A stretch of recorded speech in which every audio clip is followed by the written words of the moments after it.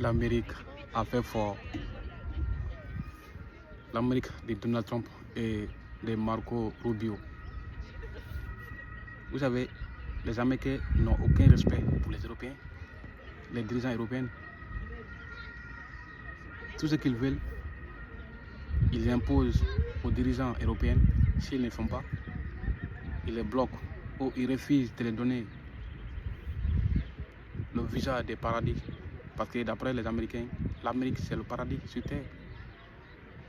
Alors, déjà avant de continuer la vidéo, je vous prie de vous abonner, liker et partager dans toutes les groupes. Qu'est-ce que Marco Rubio a dit?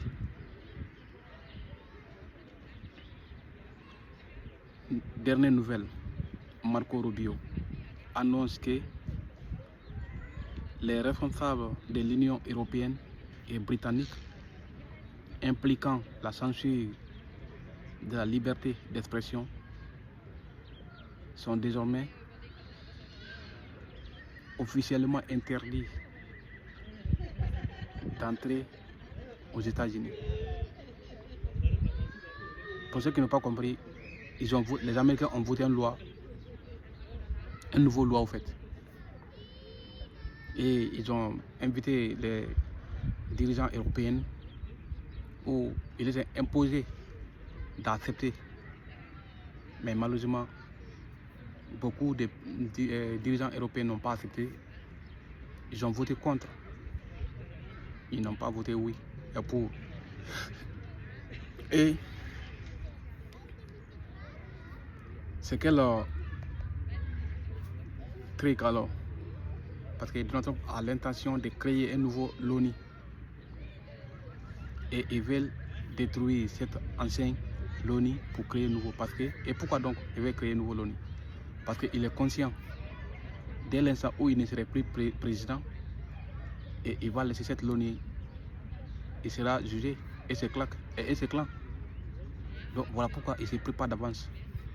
Et cette nouvelle l'ONU qui sera votée sera vraiment les personnels de Trump. Il se prépare en avance. Et malheureusement, certains présidents ont compris. Voilà pourquoi ils ont décidé de voter contre. Et Trump n'a pas aimé. Et malheureusement pour lui, les personnes qui ont voté contre, c'est eux qui sont beaucoup. Par conséquent, le projet ne peut passer. Donc pour montrer à les personnes qui ont voté contre qu'il est fâché, il faut que non, ils les interdisent de rentrer en Amérique en pensant que non, en bloquant ou en annulant les visas des personnes en question, qu'ils vont courir pour venir demander pardon. Non. Aujourd'hui, tous les pays sont conscients désormais qui vous êtes et qui est Donald Trump, précisément. Regardez un peu l'Espagne, le premier ministre espagnol, qu'est-ce qu'il a fait? Il a montré aux yeux du monde que non, vraiment, l'Espagne est un pays souverain. Et d'ailleurs, j'invite tous les touristes qui veulent aller en vacances cette année, je vous invite d'aller en Espagne parce que l'Espagne mérite le soutien, chacun d'entre nous. Et pour soutenir, il faut que nous on renforce l'économie dans nos manières voilà. Pour prendre l'avion pour aller en Espagne, vous allez contribuer à voilà, le développement de l'économie espagnole. Et c'est ce qu'ils ont besoin actuellement parce que Donald Trump a décidé de couper tous les contrats commerciaux entre l'Espagne et l'Amérique. Donc bien sûr que non, ça va jouer sur l'économie espagnole.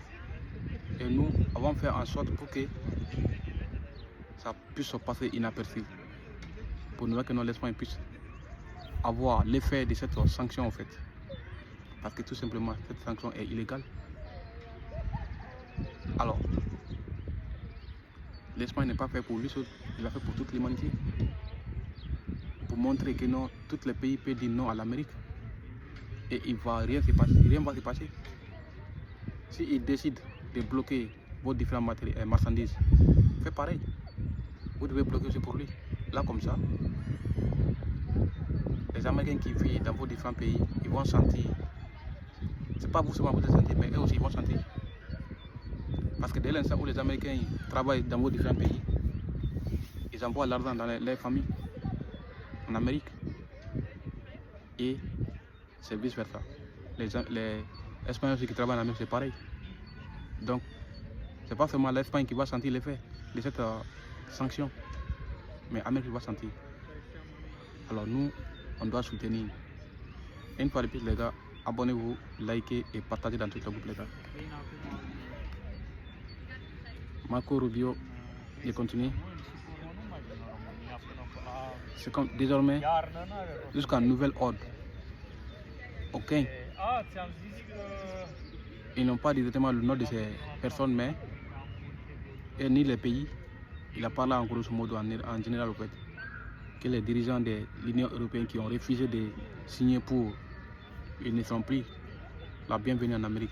C'est comme désormais, ils sont personnellement non grands en Amérique. Précisez-vous. Et eux aussi vont se saisir.